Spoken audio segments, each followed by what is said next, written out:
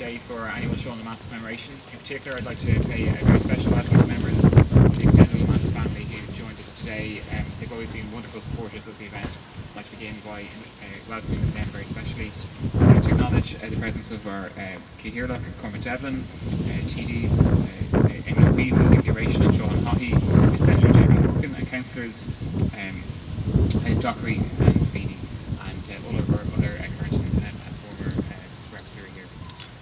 Just before we begin, I'd like to just thank everyone who made this event possible.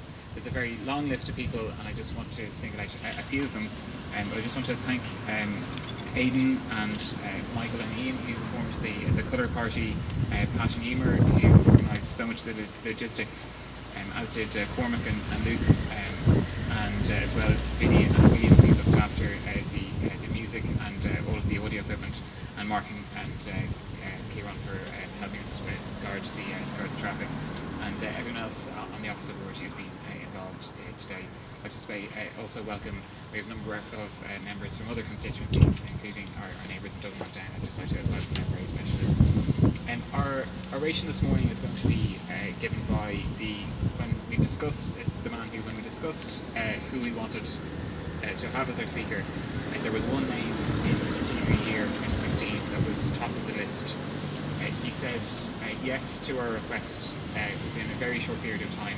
It says a lot about our speaker that he's at two separate commemorations today in the one day. He's come straight from the Richmond Barracks from another commemoration. He's the great, I suppose, great personality of the party who's driven our commemoration of the 1916 centenary, or Cahirlock of our 1916. I'd like to invite Éamon O'Cuív TD to give the oration.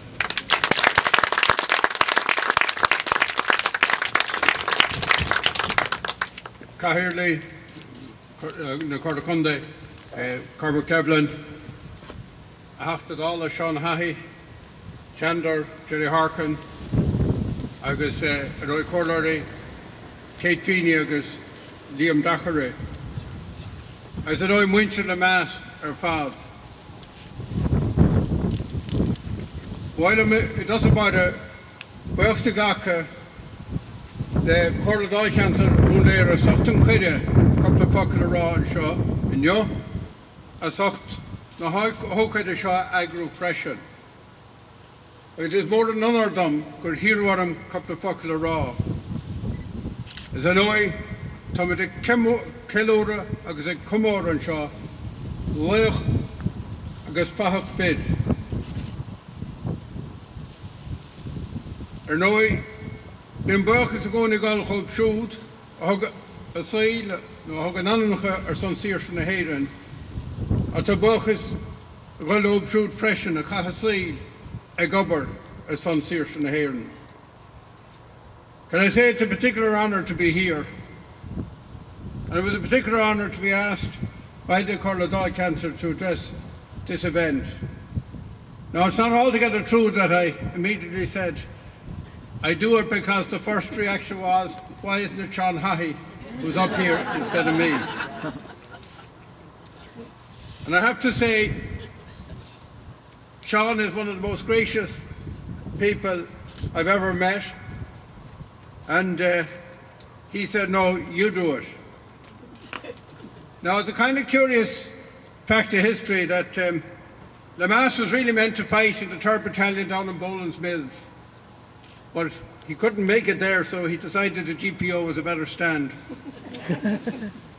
But from that time in 1916 until his death in 1971, his life and the life of Éamon de Valera were inextricably entwined. What a lot of people don't know is that Sean and I got elected to the Shannon on the same day. Now, I don't know whether Sean was there to keep an eye on me or I was to keep an eye on Sean, because in 1992 both of us wound up in Dún Laoghaire elected on the same day. So I'm particularly pleased to be here because there has been a really close connection between the two families now for just over 100 years from the day of the commencement of the Easter Rising. It's also a curious coincidence that Sean High and myself are both descended from our famous grandfathers through our mother's line. And that's one up for the women. I have to say, though, that Sean High's father was a little bit more famous than my father. But we come here today to celebrate and commemorate one of the greats of modern Irish history, and a person whose legacy will endure. He was born on St. Swithin's Day, the 15th of July, 1899. In fact, we're one day off the commemorative date of his birthday. And when he was only 16 years of age, he wasn't quite the 17, he took part in the Rising. Now, I think he had to do a little bit of white line to get into the volunteers, but he was there. And I think an important thing to remember, and we were talking about this in Richmond Barracks this morning, that everybody who went out to fight in the Rising was at a very high risk of being killed and was willing to die for Ireland. I think, however, it has been hugely to Ireland's benefit that he survived the Rising and that he went on and to spend the rest of his life working for Ireland. You know, sometimes I think in this country we don't fully respect those who have literally given all of their lives, year in, year out, dedicated to our country. Because when you live a long life, there will be things that people will look back on and they'll say, you made a mistake here and you made a mistake there. But of course, hindsight is a great thing. But I think it can absolutely be said for Sean Lemass. He literally, from the age of 16 until he retired, he gave all day, every day for his country. Of course, he was imprisoned after the Rising and was active in the War of Independence. And when the Civil War came, he took the Republican side, after which, and shortly after its cessation, his brother Noel was brutally tortured and killed. I have heard that he knew who was behind this murder, but that in later life he worked with those people across the Dáil, in Dún Laoghaire, and in the interest of the country. And I think that that shows you the greatness of the man. It's easy for people to be forgiving and understanding about things that are at a distance from them. It's much harder when that great sadness and great tragedy comes to your own door. But instead of allowing that hurt and anguish to lead to a bitterness that would eat him up, he was big enough to always put the country before his own feelings and pain. For those of us in Fianna Fáil, and I suppose that goes for more or less everybody here, it must never be forgotten that he was one of the founder members of Fianna Fáil in 1926. And again, just think of how young he was. He was only 26 years of age. He hadn't reached his 27th birthday. And he was one of the small band of people who literally travelled up and down the country. I believe they had a couple of Model T Fords.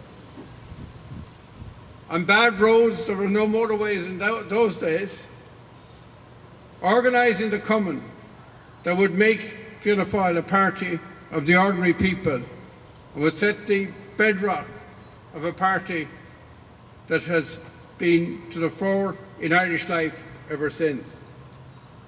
And I think it's hard now to imagine, in the days of easy travel and mobile phones and easy communication, the huge hardship suffered by the people who went on that mammoth tour to try and ensure that every parish, every polling booth had its own Fianna Fáil common. Again, at a very young age of 32, in 1932, he became a minister the Minister of Industry and Commerce. And again we forget the way the country was in 1932. When partition happened, the rich industrial part of the North East was partitioned away from what was the agrarian South. You'd had the disaster of the War of Independence from an economic point of view and the Civil War, with the Great Depression. And Fianna Fáil came to power in 1932. And you know, sometimes I think that that period is very seriously misrepresented. Because when Fianna Fáil came to power, they set about trying to improve the everyday lives of people with very scarce resources. But his particular job was to be creative and to try set up industry where there never had been industry before. And again, in the world of free trade, it's easy to denigrate tariffs. But I always liken what the situation we were in the 30s, when Sean Lemass had to try and get this industrial revolution started. It's like trying to set plants in the early spring when there's a danger of frost, killing everything you've sown. And you know what you do, you put the polythene around the plant until the plant is big enough to stand on its own. And therefore, the idea of setting up industry behind tariffs made perfect sense in the world of the 30s. And it made even more sense when you think of the coming and looming Second World War that they were aware of, pending on the horizon or coming on the horizon from the beginning of the 30s. And if it hadn't been for that work in the 30s, developing so many of our resources in indigenous industries, we would never have survived the period of the Second World War, where a few ships that they managed to set up Irish shipping at literally the last minute as the war was starting. The amount of imports into the country were virtually nil. And if it hadn't been for the work in the 30s, we would not have survived as well as we did. He also was very pragmatic. If private industry could do it, fine, but if state intervention was needed, that was very much on the agenda. But of course, one of the most striking things and achievements of those years was the setting up of Aer Lingus 80 years ago this year. But I'll mention that later in my speech. He then was given the worst job of all, Minister of Supplies, when there were no supplies during the Second World War. And a very good story about Sean Lemass, that he was given a present of tea by a wealthy diplomat. And he returned it saying that if the Irish people had to do without, the Lemass family would have to do without tea as well. But there's one other thing that was done at that time, and I would imagine that he was central to it. When the rationing of tea happened, and you know how Irish people loved their tea, they brought in a rule that when a baby was born, the tea ration for the baby was given from the date of birth. Now, any of you who've ever had babies know that babies don't drink tea in any great quantities.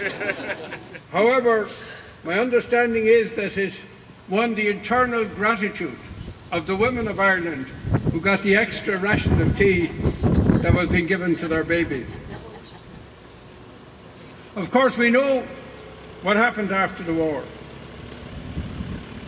They knew that the policies that they had followed in the pre-war period was not going to work into the future. And there were very interesting debates, and I know that Sean Lemass himself looked at a few options as how best to increase productivity and develop industry in the country.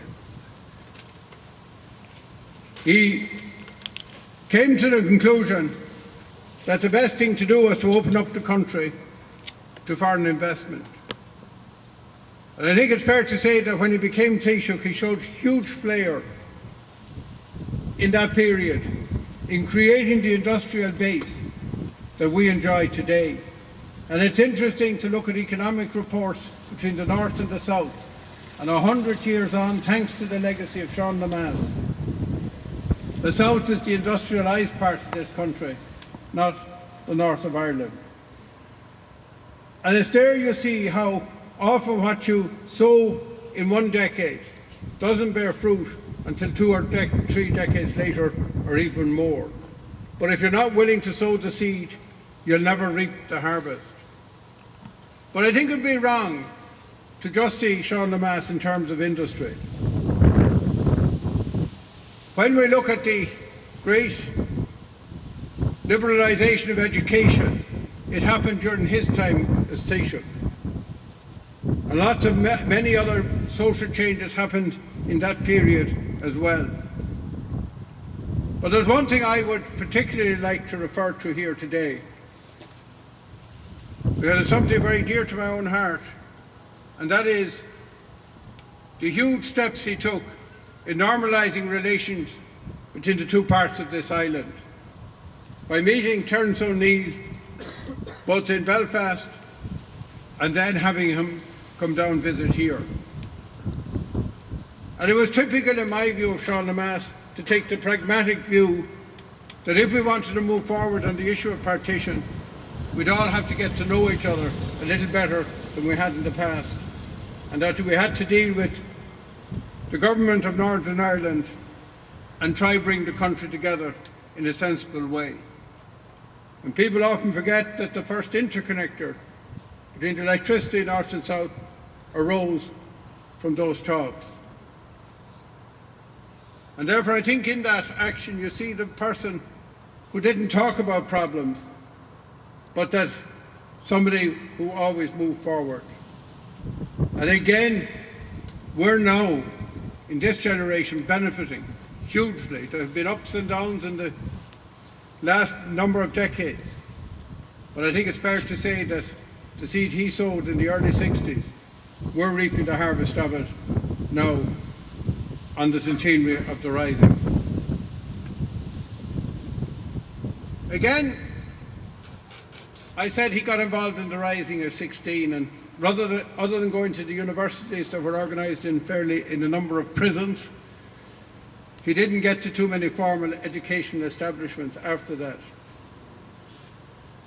But he was extraordinarily well-read and educated in many things, but particularly in economics. It's also true that he took a very broad view of the world and was particularly interested in the idea of the European Union as we know it today. There's much more I could say, but I don't want to detain you too long. It's definitely more of a De Valera trait than a Lemass trait to speak a little bit longer than necessary. But I can't really, on this occasion, finish without making some reference to the relationship between De Valera and Lemass. And first of all, for my own part, growing up here in Dublin, Lemass was often mentioned at home, and he was always mentioned with great respect and credited with great achievements for our country. And I always think when you look at the cabinet that was set up in 1932, and with some changes, it basically lasted intact into the 50s. You see a most extraordinary group of people. They were moulded in the furnace of the Civil War and its aftermath. And I think it's fair to say that all of them put the country before their own interests or before self-promotion. And when we think of the ministers of that period, you immediately think of Lemass, Sean Lemass, Aiken, Boland, McEntee, to mention but a few. And I think it's fair to say that none of those were yes men, that they were all tough people, but they knew the value of loyalty to each other. There's no doubt that they were very different personalities, and obviously they had very different strengths. And no doubt they got on each other's nerves now and again, but when it came to the big issues, they always stood together. I think it's well reported and it's well recorded that Sean Lemass had a fairly different attitude towards the time spent at cabinet meetings, time spent at the national executive, that my grandfather had, who I understand would keep it going and going and going until everybody dropped at exhaustion and he got his way every time. Lemass was different. Lemass was quick and decisive. I was a different type of decision maker. But I think the extraordinary thing that comes through all of the time is the deep respect between that group of men, and particularly between Sean Lemass and Éamon O'Cuív, and that they always stood by each other right to the very end. I think it's also fair to note that when Éamon O'Cuív retired, that Sean Lemass, without a contest, became his successor. And that's not to say that there weren't other well-known people in the party with strong personalities, but I think it was agreed by everybody that Sean Lemass was the obvious successor. And whether it should have happened earlier or not, I leave to the historians. But what I think should be recorded here today is that Sean Lemass served Éamon O'Cuív loyally to the time and to the day that he decided to retire. As I said at the beginning or earlier on, it's 80 years since Aer Lingus was founded and Ireland joined the modern world. I think it's time that we recognised in a public way this great man, and that we do it in a way that is fitting. I remember my mother saying, and I think this would apply to Lemass as well, that her father wouldn't have wished big statues to be erected in his honour. He would have preferred probably scholarships in his name. And I would imagine the same thing would go for Sean Lemass. He did it because he believed in it. But however, being the practical man, I think we should remember him with one of his great achievements. And I can't understand, since we have Charles de Gaulle Airport in Paris and John F. Kennedy Airport in New York, why we cannot rename Dublin Airport as Lemass Airport, Dublin, as a lasting and fitting memorial to him.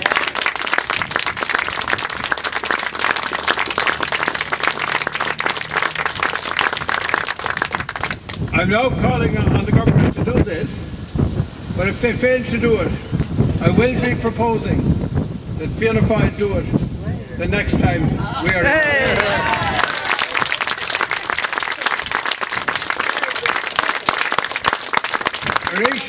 Mawachas go chulwana. Is einta go rud ben seo, agus ná déanach muid dearmad go dó ar an leoch atá cuireann seo, néideag seachtó haoin, Sean Lemass. Good evening, Margaret.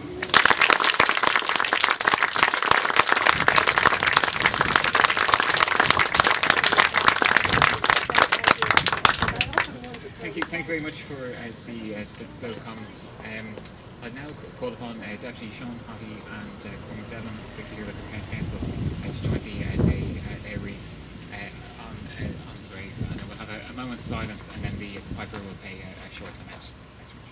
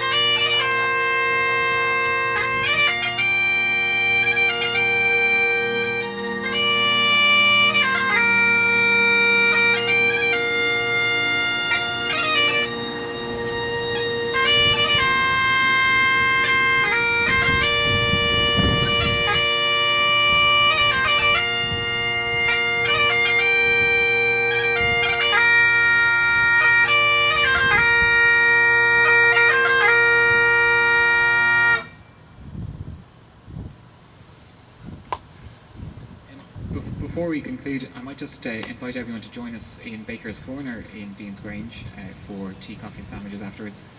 Thanks again for all being with us today. It's very special to have so many of you here. I just ask Michael Clark to make a small presentation to Maureen Haughey to thank you very much for joining us as our guest of honour today.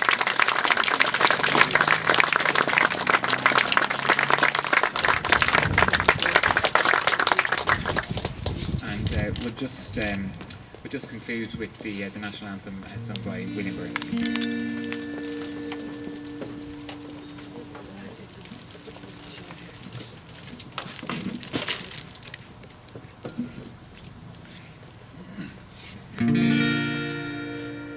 Fianna Fianna Fáil atá foial legéireann Queen Darslú Martin the Radico